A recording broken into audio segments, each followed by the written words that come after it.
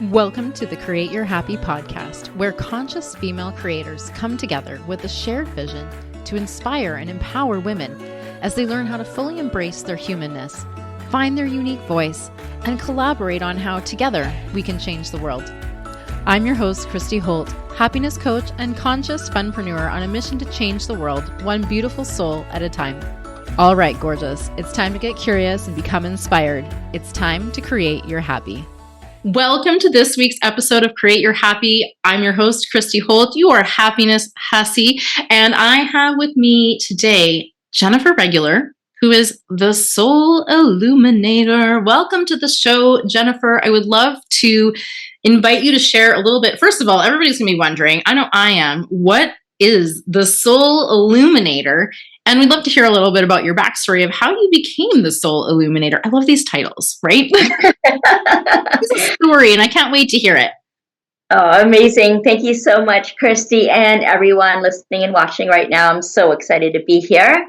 The Soul Illuminator. Yeah, that name was actually given to me by someone else that I was a guest on their podcast. And my business is called Lighting the Path. And then everything I do is with the soul-centered approach. And she's like, you're the soul, you illuminate. And I kept hearing that. And then I was tapping in, trying to think of what's a good title. Because, there's all these labels that we're kind of expected in as an entrepreneur in business. There's got to be some kind of name, right? It can't just be Jennifer Regular. Like, what do I do? And I do illuminate. I do light the path. And I do with the soul-centered approach. So Soul Illuminator, that really makes sense. I also like anything with soul in front of it, like Soul Connector, Soul Whisperer, all of the names. And there's lots of people that I've met in my soul cluster, my soul system, buddy system that we have here on Earth.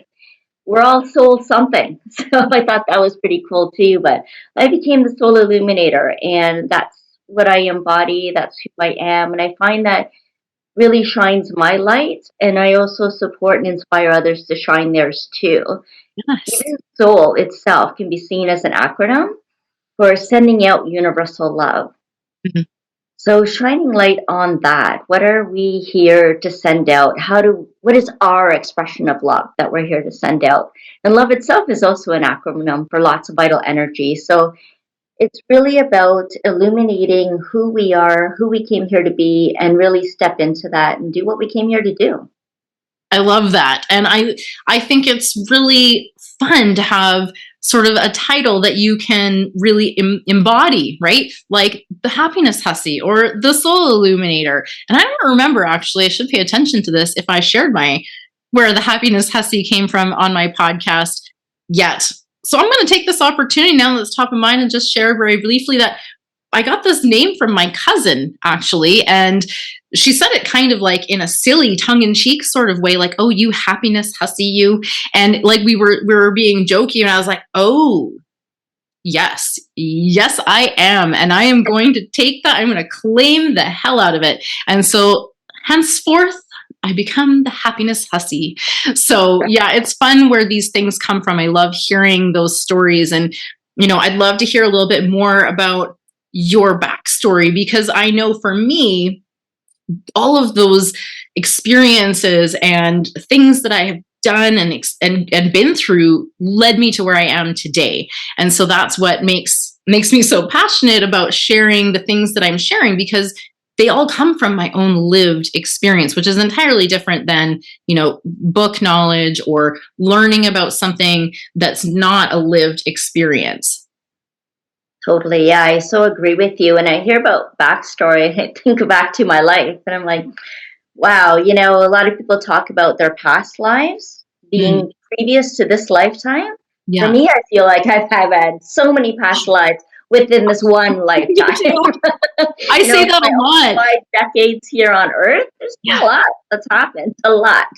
I have referred to multiple times very much exactly what you just said. I will say I used to be an accountant in a previous life. And I don't actually mean a previous, I mean like literally like a couple decades ago, but it feels like an eternity to me from where I'm standing. And it's strange because time is going so fast right now for me. I feel like you're like just zoom in.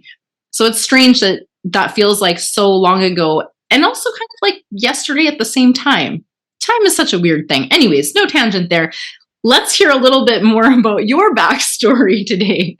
It's true. There's a rapid acceleration and a rapid evolving period that we're all going through, each individually, collectively, and the earth and the cosmos. I mean, everything is changing. And going through change takes a lot of courage. A lot of people resist change. Change can be a really good thing, but sometimes it can conjure up a lot of uncertainty, a lot of self doubt. And it's really important to find ourselves in that change, what offers us stability and security, so that no matter what happens, we can get through it. And I had to learn that over and over and over again. The path of a healer, I mean, we go through so many rites of passage, so many healing initiations or assignments, I call them, or rites of passage. Yeah. To actually become a healer, because you got to know what it takes, how to move through that, and learn what supports the journey forward, right? What helps us get through that. Yeah. And there's a lot of loss, Christy, that I experienced in my life from a very young age, from 6 on. I mean, by the time I was 21, there were 17 deaths of family and friends that I went through. And I just stopped counting after that. There's been many more since then.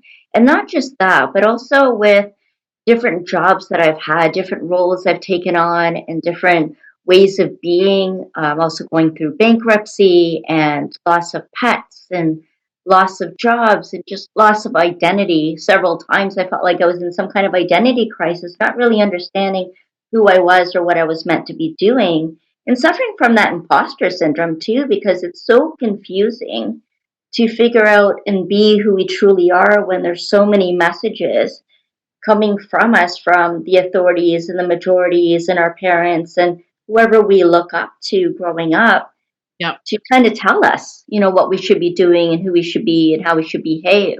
And it So can get very confusing. Yes, so much shoulding. Stop shoulding on yourself, right? I have a whole episode called that from the first season, because I feel so much like we spend so much of our time trying to live up to these expectations and to keep up with, on our to-do list, all of those shoulds. And so many of them are not, they don't feel good to us. And that's a sign, right? That's a sign that we should be listening to instead of ignoring, because that's a fast track to burnout and overwhelm and anxiety and all of these kinds of things. And it's definitely not a space from which to create the life that you want. Yeah, and experiencing shame if we don't live up to that. Right. Right. So the real antidote to that imposter syndrome, actually, the way I see it, is really stepping into our spiritual sovereignty. Yeah. Right. That's where we illuminate the soul and really step into our energy and power to really embrace who we came here to be and do what we came here to do. And I thought I knew what that was going to be. I went to school, university, thinking I was going to be a clinical forensic psychologist. I grew up watching psychological thrillers. There was mental health in the family. So from a young age, I was seeing the disturbed mind, going to visit my sister, for example, in the psych ward, and going to psychiatric hospitals, and just seeing what can happen to us when we create disorder in our mind and in our lives, and we become dispirited. I was only 10 years old when I started really taking notes on how I was observing the world. And in my mind, I was going to write a book on it. And it was going to be called When Society Determines Your Destiny. Involved a lot of those shoulds that we were just talking about, and the obligations and expectations and all of the things that are put upon us, that are imposed on us, that are trying to imprint on us.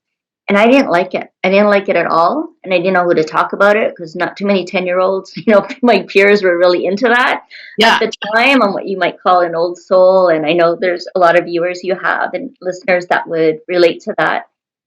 And so I just would write about it. I'd write it all down. And 3 decades later, I was teaching a workshop on the 3 steps to transformational journey into authentic empowerment. And someone had asked if I could make a workbook so that they could take it home and work through it, because they really liked, what was offered in the workshop, and they wanted to do more of it. And I thought back to that book, because I continued thinking about it and adding to it, and decided to make that the workbook. It became a journaling style book, only I didn't call it When Society Determines Your Destiny, because that wasn't really the message that I wanted. It was more of an observation. Yeah. Is called Embrace Your Power, a healing journal of self-discovery. And it was really about taking that pilgrimage into the heart about what's true for us. And when you hold what's true in front of you, you don't get lost that way. That self-discovery is really healing the relationship with ourselves too.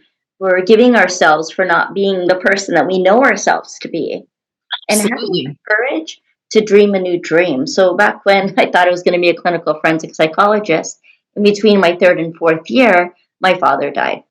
And that was absolutely devastating to me. I didn't even know who I was and how I was going to get on without him, because he was such a source of emotional support, integrity.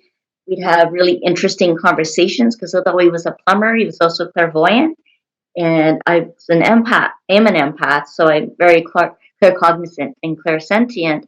And so we'd get into these really great conversations that I didn't always get to have with others around me. And so he was everything to me, basically. And when that was gone, I didn't really know how to live or how life was going to be after that.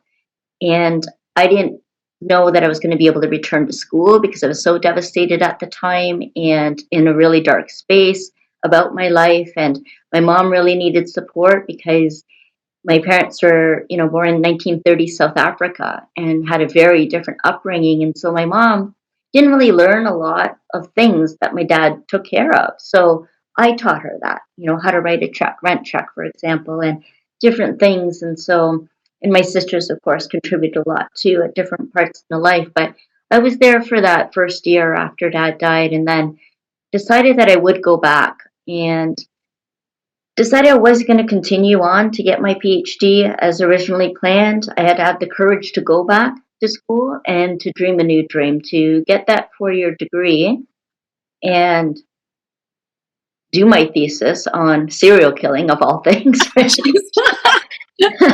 what I was studying at the time. Because It'd be interesting for sure. It really was. It really was. It was a critical analysis of behavior and personality, and a lot of interesting things came out of that, and different views, different perspectives. I've always been a visionary in seeing the world and people differently than others. So it was a very interesting study.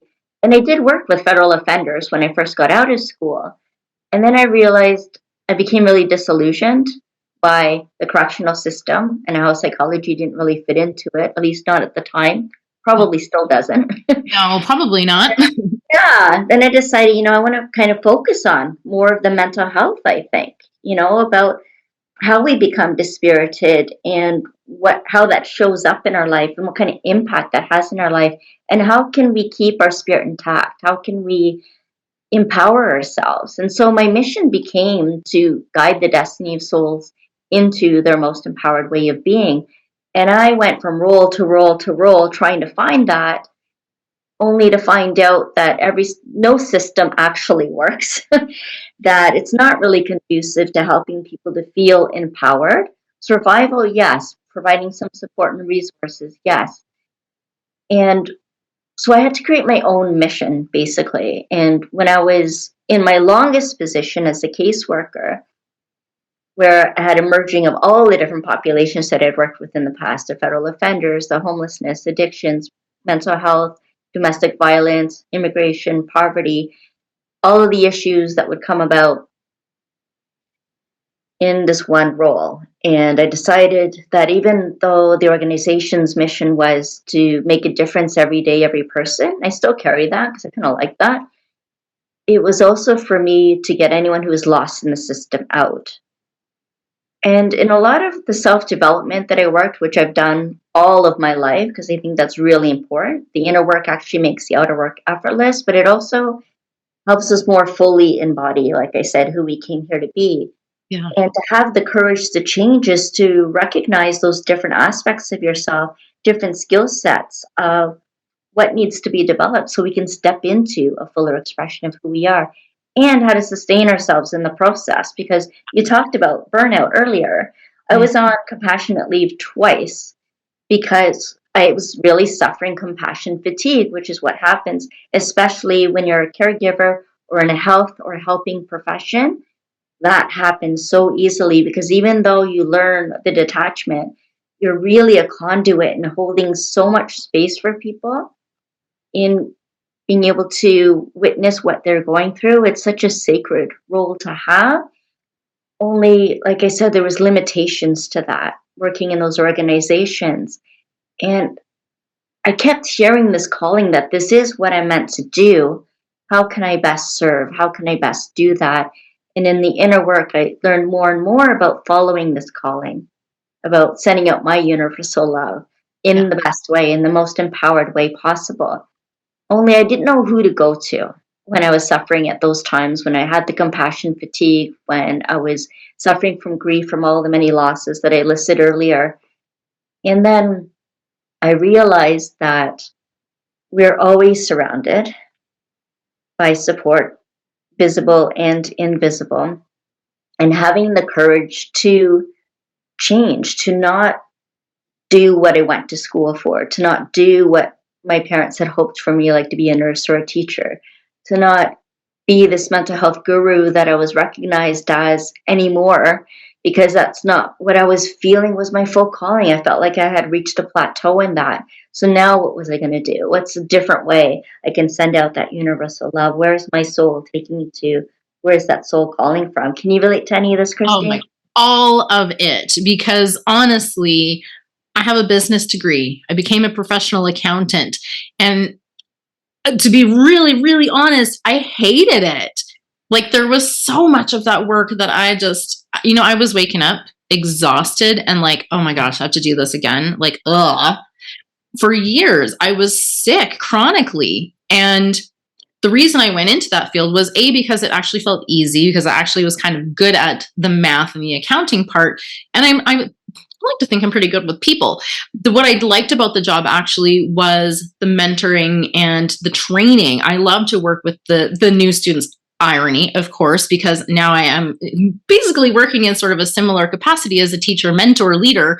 And so I loved those pieces, but those pieces weren't really respected or appreciated very much inside the accounting world. And so I had this sort of inner turmoil, like I wanted to do these things, but I wasn't able to fully move into that because it wasn't going to, further my career. It was actually going to hinder my career and all of these things. So I wanted to say I held on to my professional accounting designation for well over a decade after I knew I wasn't going to be going back to that because of the uncertainty. And, I guess it's nice to have a little plan B in your back pocket, but I knew I wasn't going to go back to that. And any work that I was going to do remotely in that capacity wasn't going to require me to have a certificate or a degree or anything like that. So I can still use those skills. I have no intention of being an auditor. So I finally let go of that and I felt so free. I mean, the truth is, besides it being easy, I wanted to do the thing that my parents thought I should do and kind of expected me to do, to get a degree, to become an accountant, to get a good job, right? Stability, all of these things.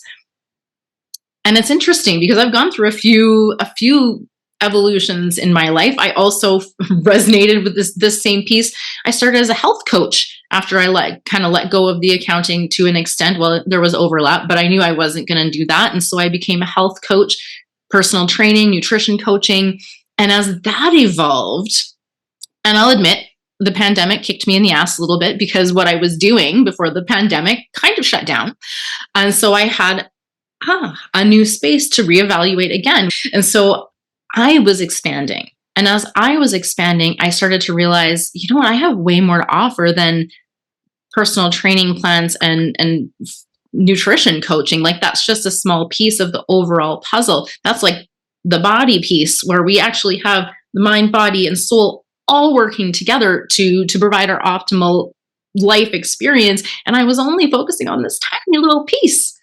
And I realized now I got to do more. I got to expand and move into bigger things because I cannot help people just this tiny, tiny piece when I know I can help them with so, so much more. So 1,000% resonate with all of what you said. And I want to say too, the good girl conditioning leads us down the road, that whole like nurture thing that is expected of us.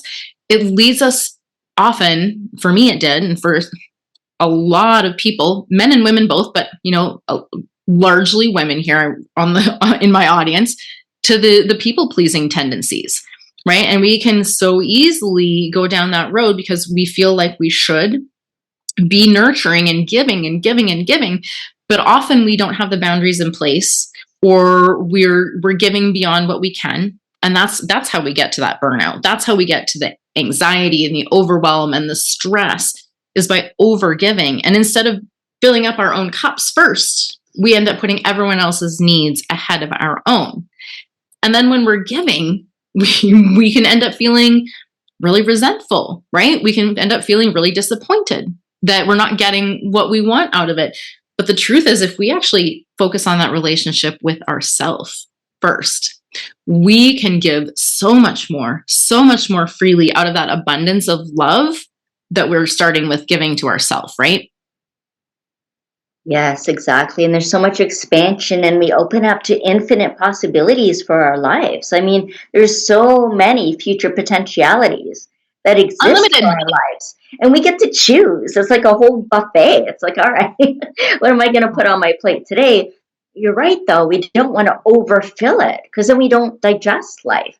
We don't, consume what we need for real nourishment, for real fulfillment, for real meaning in our lives. So to choose with careful consideration, with conscious awareness, what's most going to feed our souls? What are we most experiencing joy and bliss in?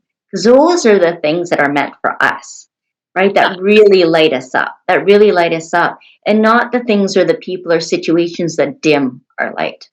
Absolutely. And we get so stuck in those patterns of just going through the motions and listening to those things, and feel like oftentimes we can feel like we don't have a choice because we're just in that survival mode loop over and over, Groundhog Day or roller coaster, just going around, round and round and round.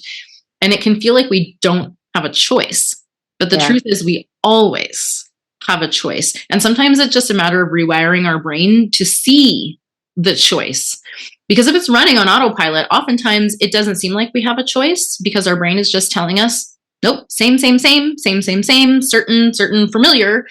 But we can move into that infinite, possibility by thinking outside of that, by allowing ourselves to consider choices, by reprogramming parts of our brain to look for the choice where it may not have done so before.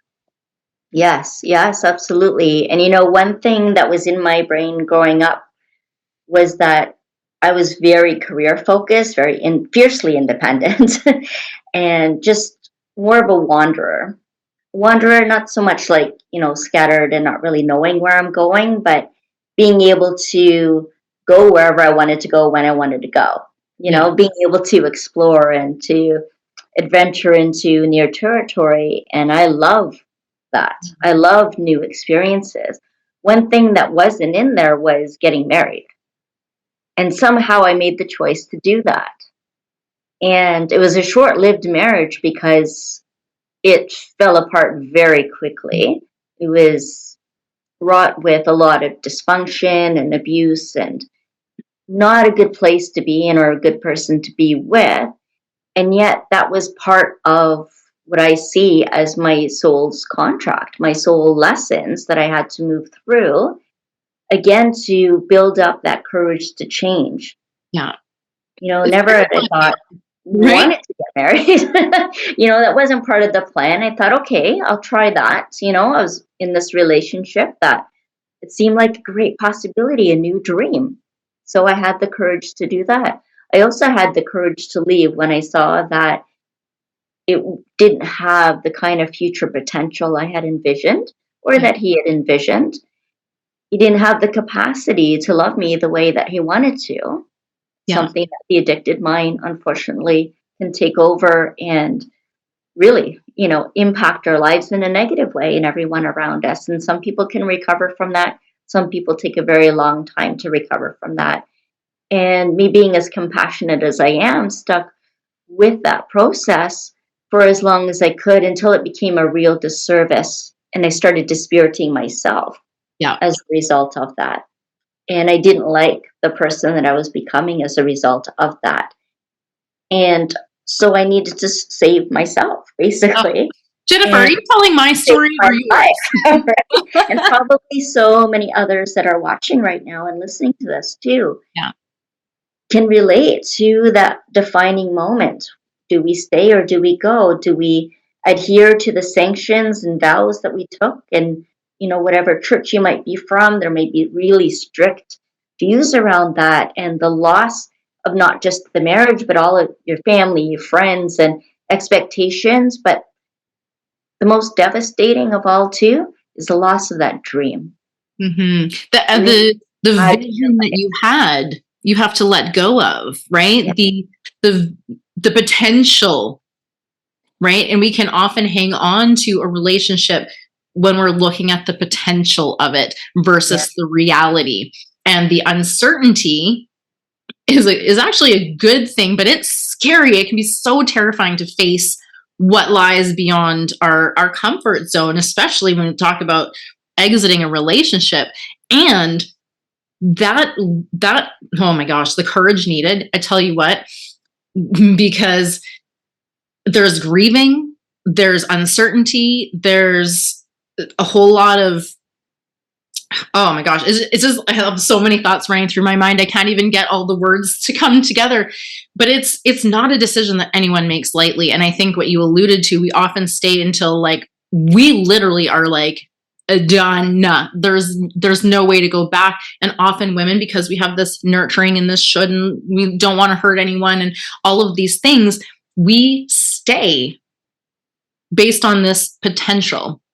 Mm. And when we realize I can't anymore. I'm spent. I'm done. I'm out of fucks to give. Right. I remember at one point, my ex had said like, you're always so mad at me. And I just remember feeling like at that point, I was like, it would actually have been better if I still was angry, but I had moved past that. I just didn't really have a whole lot of emotions left at that point. And I just knew in my deepest inner being that we're going to need to part ways for the best of both of us to come out. And so that decision was like literally the hardest decision that I have ever made. And I don't wish that on anyone. But if you're out there listening and you are thinking, should I stay? Should I go?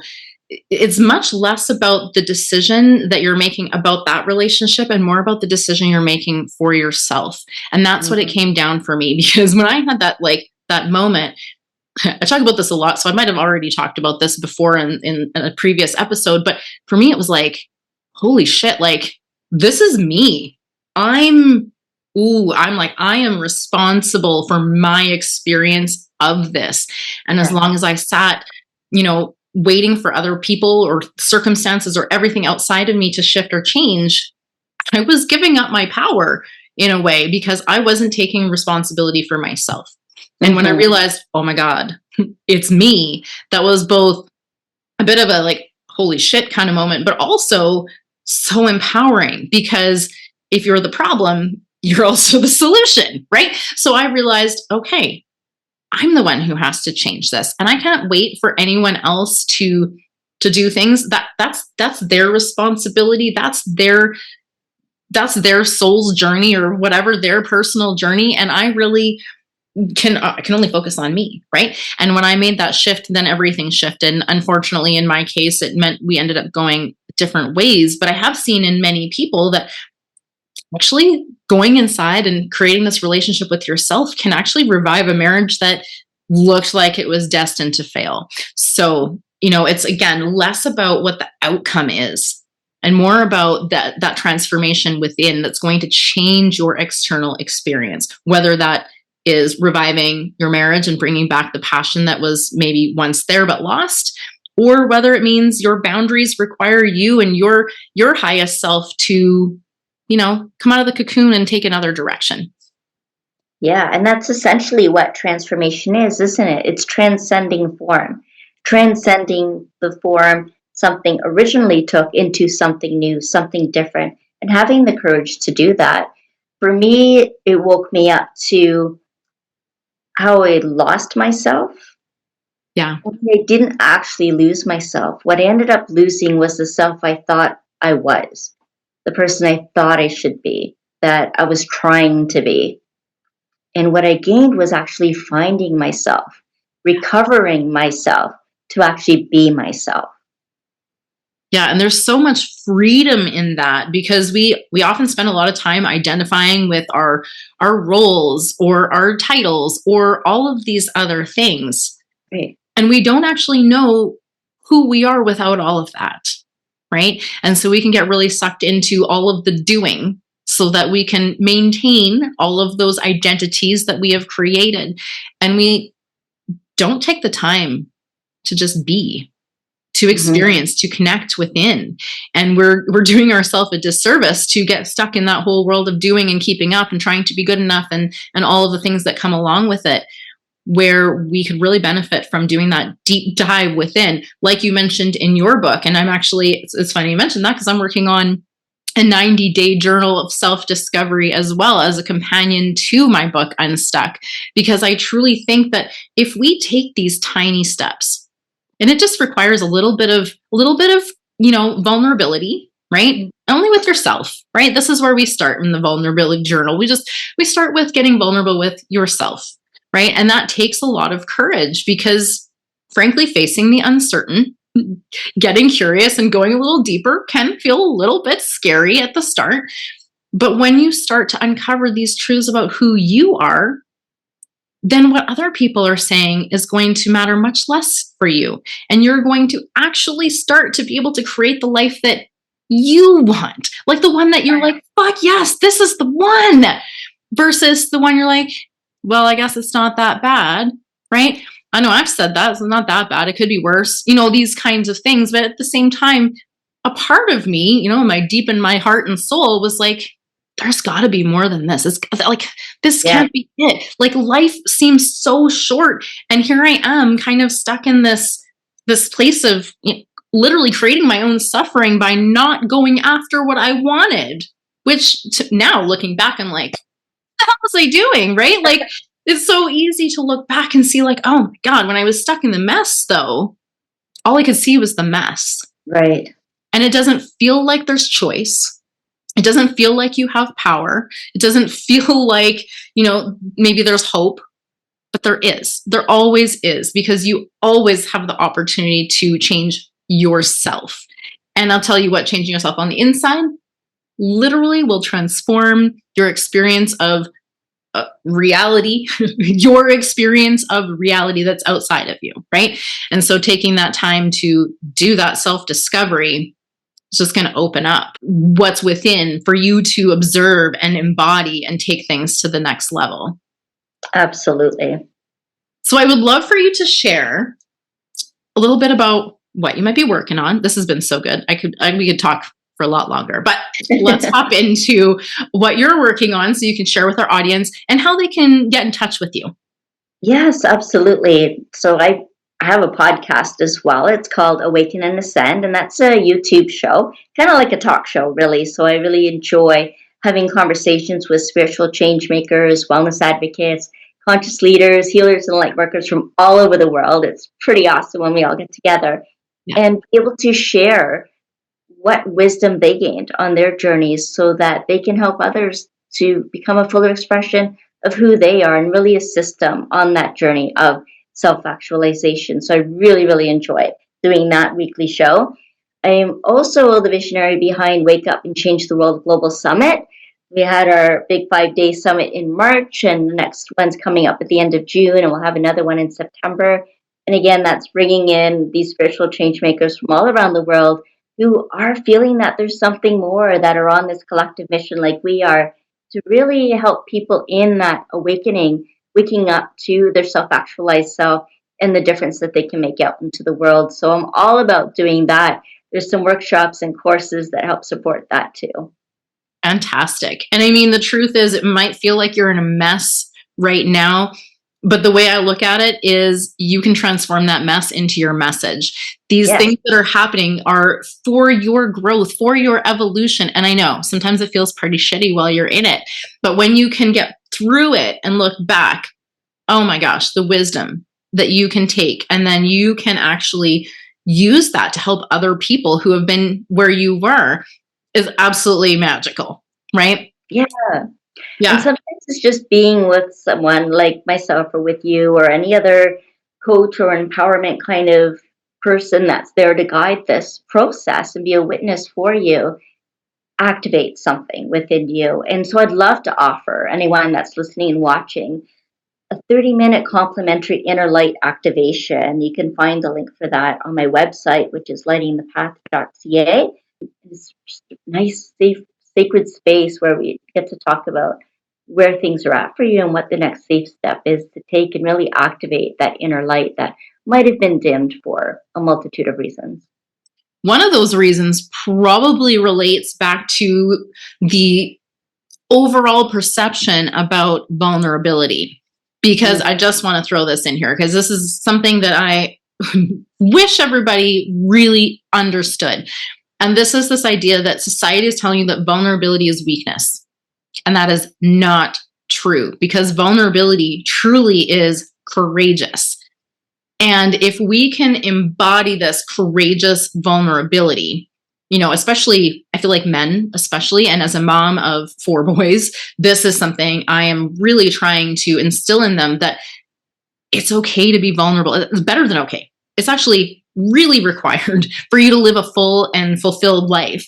And to authentically express yourself requires a level of vulnerability. Now, choose your time and place. Yes, of course. Find the right people and the right circumstances in which to be vulnerable.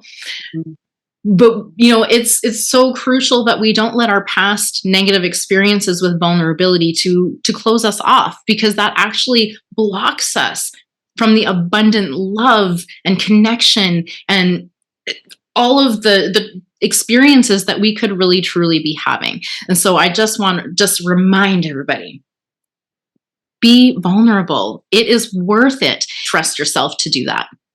And it's more than okay. We can be strong and vulnerable at the same time. Yeah. Vulnerability is a sign of strength, not weakness. So can we normalize that? Let's normalize that. Because I think that it's a shift that the world really, truly needs. So I would love for you to help us with I know you've got something really good to share with us, a practical exercise or tip that our listeners can take so that they can go and start practicing a little bit more courageous vulnerability today. Yes, absolutely. You know, we touched on it a lot. We talked about what we do, our obligations, what's expected of us. We also talked about finding a way of being that really supports who we came here to be. And so one practical way that we can discern between the two is to get out your to-do list. I know you all have one. Get that out. And we all know how self-perpetuating that is, because once you start with one thing, you think of a million other things that you need to do. And that can be really overwhelming. But I know that you probably need to have one. So have that. And then start a new list. This one's going to be your to-be list. So start writing out how you want to be showing up in the world, who you want to be, how you want to be. What's going to go on that list? And then compare the two and decide, is who you want to be, how you're showing up for all of these tasks you have written down? If you are, you're amazing. Yeah. Don't be on the podcast too. That's the goals, right? And if not, then what can you do to bring that into alignment so that you are living your values, so that you can have some integrity and authenticity doing those things? And maybe there's some things you can cross off or delegate to someone else, because maybe they'd be even better at it, actually, right? Kind of share the load, lighten your load, unburden, take those shoulds off your shoulders away to the world, right? Stop shooting on yourself and decide how you want to be, how you want to show up in the world. Even if you need to maintain that to-do list, your to-be list will help support you as showing up as the best version of yourself as you do those things. And to do it with passion. See, the way that I see passion is pass I on. When you break up the word, that's what you get. And that I is your soul's expression of what you're here to pass on in this lifetime. So make sure that on both lists of what you're doing and who you're being really reflects that. Really consider that as you make your to-be list. Yeah, I love that advice. And I think, it's really important that we're not faking it till we make it. We're actually just doing the things that actually feel really good to us, because those actually, I like to look at it as like our emotions are our inner barometer. They give us the direction. Are we in alignment or not? And oftentimes we repress those emotions. We've been taught to avoid it. It's uncomfortable maybe sometimes to feel some of it. So we turn it off, we disconnect. And so then we live with our mind instead of, using all of our tools, right? We have this intuitive ability. We have these emotions to direct us. And so often we can live just from the mind, and we miss a lot of the cues and information that would actually help us to create that life that we really want, right? But if we're living just up in our mind, we are logicking, that's not even a word, I make up words. We're logicking ourselves through life, missing the signs that would actually help direct us to what is actually meant for us. And I don't think we can miss anything that's meant for us. Sometimes the signs got to get really loud before we recognize them. So if you want to take the route that's a little bit less roundabout, tune into your beingness, because there you are going to be able to tap into that intuition. There you are going to be able to hear and feel the direction of that inner barometer, that inner compass, and find the things that truly light you up. Our intended state is feeling good. That is the direction that you want to move in. Absolutely. Thank you so much for all of this amazing wisdom and sharing this conversation with me. I appreciate you so very much. And I know that our listeners are going to get a ton of value out of this. So to my listeners, thank you so much. I love you all.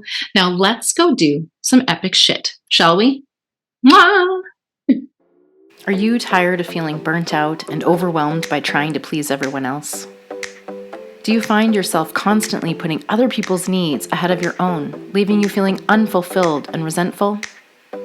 Break free from the cycle of people pleasing and take back control of your life. Learn how to identify and break free from the patterns of people pleasing that are holding you back. Learn practical tools and strategies to set healthy boundaries and prioritize your own needs so that you can find a sense of peace and fulfillment in your life. Imagine waking up each day feeling energized and excited about your life. Imagine living life on your own terms. Don't wait any longer to take control of your life and find true happiness.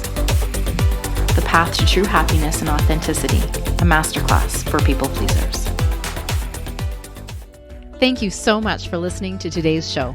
I trust you were inspired to take back your power and create your happy. If you enjoyed this episode, please subscribe, leave a review, and share the show with women in your life who could use a little extra inspiration today. If you'd like to connect with myself and/or today's guest, you can find those details in the show notes. We would love to hear from you.